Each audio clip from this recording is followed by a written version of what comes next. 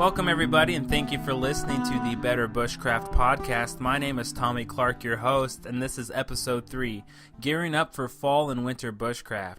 In today's episode, I thought it would be good to go over the different gear and clothing options that you're going to have to change so that when you go out in the fall and winter months, you are better suited for the climate changes and the different things that it brings. So before we dive into today's topic, though, I thought it would be good to cover the different articles and videos that I have added to the website so far since last time. I put up a new video covering my K-Bar Becker BK2 knife. I do a review on this knife as well as the different modifications that I have done to it and the sheath as well. So if you have a Becker BK2 or even your standard knife or a knife that you have, I would go ahead and check out this video because it'll give you some ideas of things that you can change on the knife as well as sheath additions to make it that much better. I've also added a video about a first aid kit and asking what's in your first aid kit. A lot of things that people forget about is their first aid kit, and sometimes they just buy a prepackaged kit and just throw it in their bag and think that they're okay, but you really need to go through that kit and realize and see what you actually need, some things you might not need in there, as well as some kit additions, maybe some medicines and different things like that. So watch the video and hopefully it'll give you some ideas of things to change in your first aid kit. As well as I threw up another video about my belt carry system for essential items. What this is, it's my EDC clip kit that I have that covers that carries a couple different things such as a knife, fire steel, some cordage, and some other items, so be sure to check out that video.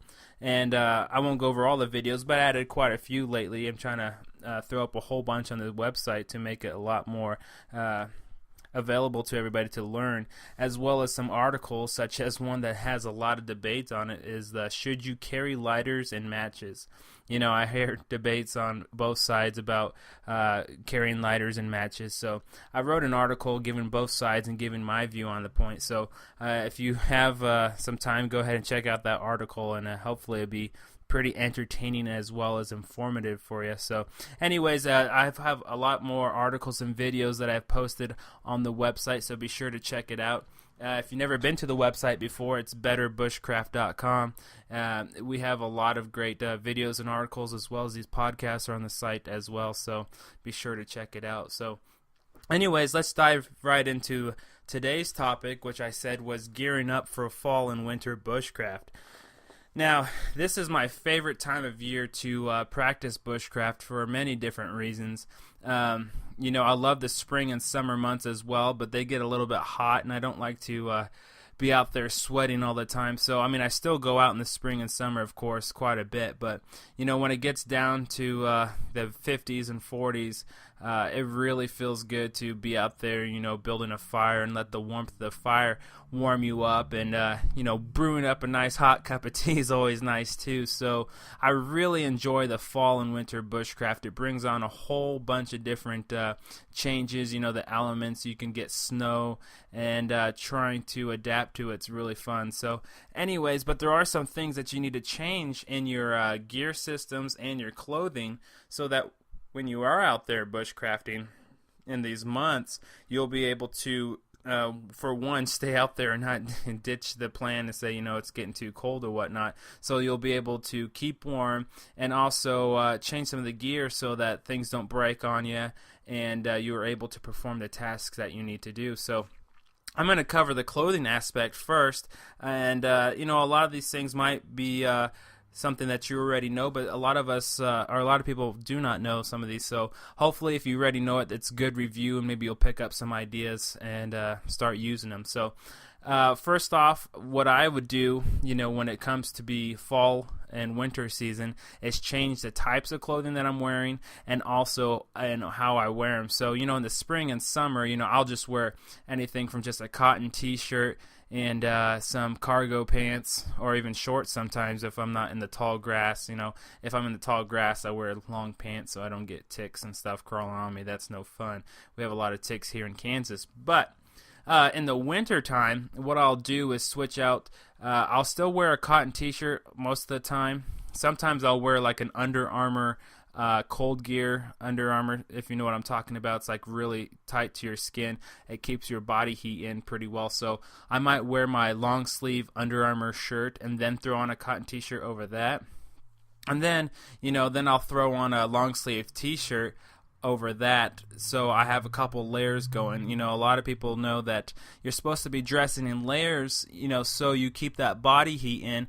Also, you can regulate how much heat you're holding in. So if you're starting to sweat, if you're doing big tasks, you're able to, take off some of the layers and cool yourself off. So I'll have a long sleeve t-shirt as well as a regular t-shirt, and then maybe a sweatshirt or some type of fleece over that. And if it's really cold, if it's like snowing or if it's freezing rain or something like that, then I'll throw in like my Columbia jacket or my Carhartt jacket. Those are those farming jackets. I mean, they're great, those Carhartt. So I'll wear that as well. So that usually takes care of the upper body, and throughout the day, especially here in Kansas in the fall and even sometimes in the winter, the highs can still get up to the upper 50s, 60s, and I don't need all that clothing on.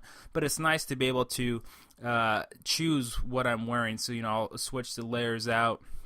Maybe just wear the t-shirt, or maybe just wear the t-shirt and fleece. So just play around with that a little bit. So that's what covers my upper body. Now for my pants, I still wear just cargo pants, and sometimes I wear like fleece underpants, like just fleece underpants, or even long johns or something like that too, just depending on how cold it is. Now for my socks, that's one of the major changes. In the spring and summer, I wear just cotton socks. It doesn't, bother me. It's perfectly good for those months because it keeps cool. But, in the wintertime, you want to have your feet really warm. And so I usually switch over to my long wool socks. Wool socks are great. You can pick them up anywhere from like Walmart to the outdoor stores. So just have a good pair of wool socks will keep your feet nice and warm. And then I just wear my waterproof boots around that or over that, and it works really great. So a good tip for that, though, for your boots, sometimes those waterproof shoes, even though they're supposedly waterproof, they still sometimes lose that coating. So what I would do is before the fall and winter, I just spray them down with some waterproof spray to make sure that they're nice and waterproof, because it sucks really having cold feet, let alone wet and cold feet. So make sure you have really good waterproof boots and wool socks, and then you'll be fine. So I usually have a couple of pairs of that. And then for my hands, I'll just wear some Under Armour gloves or some type of thick gloves, and then if it's really cold, I'll throw on some even bigger gloves, but just usually some small Under Armour gloves work fine, just to keep the wind from getting at them, and that way I'm still able to manipulate different things, like so I can still build shelters and stuff. I don't have these huge mittens on. I don't need them, especially here in Kansas. It's just the wind that makes it so cold here. So I usually wear just some thin gloves. And then for my ears and my head protection, sometimes like I'll just wear a head cap, or even just something to cover my ears, like a scarf or something like that. So just make sure you cover all that, because you might not think it bothers you that much, but you don't want to get windburn on your face and your hands and everything like that. So make sure you cover up real good. And as I'm recording this podcast, I'm just looking out the window, and it's snowing right now, which is crazy. The weather here has been up and down. So little side note for you, I think I might try to skip away from this for after I'm done recording, and go out and go in the snow and practice on bushcraft. But anyways, back on topic. Let's see, where was I at? Kind of distracted myself. So that kind of covers the clothing aspect of what you need to have on, in the fall and winter months. But some of the things that kind of sucks about it is that you will have to bring a lot more stuff with you while you're winter bushcrafting. So, you're going to have a lot more clothes to bring and stuff like that, but it's definitely worth it. Don't go out there, and just start freezing, because you want to keep warm, because you want to keep it fun. So make sure you carry some extra socks with you. And I would highly suggest don't wear jeans. Jeans don't work very well in the woods. I know that from experience. And so some good type of cargo pants works really great. So anyways, I'm going to jump onto the gear aspect of this topic. And there's some things that really are great for spring and summer when it comes to gear, but when it gets colder, you need something a little bit more robust. And one of the main things that comes to my mind is my large hand tool. Now, I usually use a Gerber Gator Junior machete for chopping down trees and doing my processing of my firewood and stuff, in the spring and summer. But I don't really enjoy using that when it gets colder because it just doesn't work as good. The wood is a lot more, it's cold, so it's frozen solid, and I like to switch over to my hand axe at that point. And I like using my axe anyways, but the machete's a little bit easier to use for certain tasks. But I'll switch over to my hand axe. I have a couple different ones to choose from, so just some type of small pack axe that I could strap to the side of my backpack. An axe is really robust. You're not going to have to worry about it breaking on you, getting brittle because it's too cold and stuff like that. So just make sure it's sharp. You could still use the axe for all the different tasks that you need, and that'll work really great. And then another thing along the same lines is your knife that you're using. Now, I carry two knives on me at the same time. That might be a little bit redundant, but I like to have always something to always have a knife on me. So I always have two, which is a little different than most people, but some people might choose to do that as well. So I carry my Mora on me at all times, my small Mora clipper. It's a knife that I love. It works really great.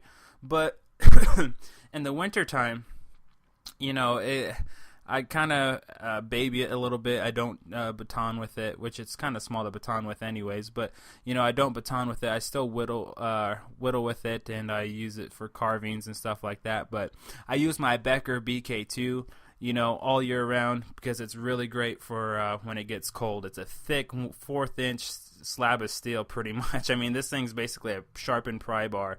I've heard it said before. So my Becker can withstand the cold weather. It's not going to break on me because it's too cold and getting brittle or anything like that. So make sure you have a really good solid knife that's not going to break on you, that's hardened enough so you could still do the tasks and it's not going to fall apart on you in the midway through your trip. So basically have a really good knife. Now, going over to the fire aspect of this all, we all know that in the fall and winter you need to have a good fire to keep warm, to melt the snow or ice, to be able to for your hydration and stuff like that. So make sure you bring a little bit extra of fire starting equipment and like a couple extra fire stills. I always pack in my pack. I have my really nice Strike Force fire still. It works really great. But I also have, one on all of my knives. I have one in my pocket. I have a couple in my backpack. And, that might sound a little bit crazy, but I want to know I can have a fire because there's nothing worse than being out there in the cold trying to start a fire and you realize you either forgot something to start the fire with or maybe your lighter ran out of liquid or your matches are wet or whatever. So I always carry extra fire stills with me, as well as I double check my lighters, make sure they're full of fluid, make sure my matches are dry and ready to go, and that way I know I can start a fire. I also pack extra fire tinder in there, so extra cotton balls with petroleum jelly in there. I make sure I have extra wet fire cubes or my Weber fire starter cubes and things like that. So just make sure you have enough stuff to make a good fire and you don't have to worry about scavenging for natural fire tinder because, you can do that in the fall and winter. Stuff is a little bit dry, but then again, it could be freezing rain, snow and stuff like that, and then everything is full of moisture and you can't get anything to light on your fire still. So just be sure to pack something to make sure you can get a fire going. So anyways, there's other things inside your gear kits that you might have to change. You just need to look inside your pack, decide what is more geared toward the warmer months and what are things that I can pack for it being colder. Like some simple things I throw in my backpack as well is some of those hand warmers. Those hand warmers you could buy at any store, hardware store, Walmart, stuff like that. You kind of break up the pack, and then they warm up for, I don't know, half an hour, and you slip them in your gloves, or slip them on your neck and stuff like that. Those come in handy because even if you have a fire and you go away from your fire, scouting, you still have something to keep a little bit warm, so you don't feel so cold. So be sure to pack some of those hand warmers. They cost, I don't know, 50 cents, $1 each, and just pack a good handful of them and make sure you stay warm throughout the whole trip. I always have tea and hot cocoa packs in my pouch as well, but I always put a couple extra in there because you need to be having a lot of warm drinks, so you not only stay warm on the inside, but you stay warm on the inside as well. So, I'll pack a couple extra cocoa packs and some of my cinnamon tea kit packs that I've made in a video. If you've never seen that, check out the video on the website. But, some cinnamon tea, maybe some green tea packs and chamomile. I switch it up a lot, so I'm not always drinking the same stuff. But, it works really well, and it keeps me warm on the inside. So anyways, those are the things that you need to be considering when you go out bushcrafting in the fall and winter. If you have any other ideas or suggestions, some things that I might have forgot, or some other ideas that you've come up with, be sure to leave them on the website. I'd love to hear about them, maybe add them in a future show, and that way we can all learn from each other. So some of the other things that I'd like to point out is I do have a YouTube channel. If you haven't seen my YouTube videos before, you can see them. Just look up Better Bushcraft on YouTube, as well as the website. I host all my videos on the website as well. You can follow me on Twitter. My Twitter name is Tommy B. Clark. It's Tommy, the letter B, Clark. And I post a lot of new things that's going on with the website and stuff like that. And I'm coming in contact with a lot of friends already on there. So I really appreciate all the positive feedback that I've heard on there. And I hope to get in contact with all of you so you guys know what's going on with the website and the podcast and stuff like that. And I also have a Facebook fan page. You can find that just going to Facebook and searching Better Bushcraft, and you can like it there and see what's going on Facebook as well. So that's what's going on with the website. I hope to put up a lot more videos and articles in the coming weeks. And I'm hopefully going to be shooting some in the field videos here real soon. I'm planning a bushcrafting trip with a couple buddies of mine, so hopefully I can shoot some videos out there on some techniques and different skill sets and stuff like that, and be posting them on the website, as well as making a podcast over it. So anyways, guys, I appreciate your listening. I'd appreciate any feedback and some comments on the iTunes page. If you haven't subscribed to my iTunes, you can search Better Bushcraft on iTunes as well. So anyways, guys, thanks for listening. Be sure to practice your bushcraft skills, and until next time, you guys be safe and take care.